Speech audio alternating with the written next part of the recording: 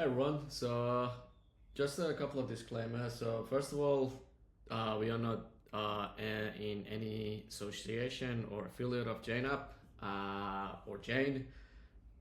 We are just purely a software company and we build this integration. This integration is not using any Chrome, as you can see, any Chrome extensions, and everything is running on an encrypted Google Cloud Run.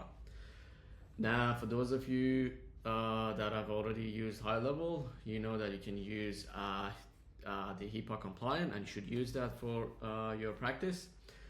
And that's why the platform is HIPAA compliant. And on top of that, these information that you see on the left hand side, your URL, your username and password, these are purely for us to be able to authenticate to your account on Jane to be able to do the syncing.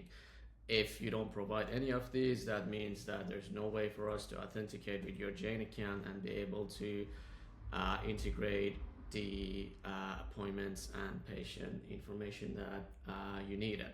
So again, the address is here on top left is an example. So basically you put this in here, the username is your Jane username and the password is your Jane password. Again, everything is on encrypted Google Cloud. Obviously I don't own Google Cloud. The security of the Google Cloud is with Google Cloud.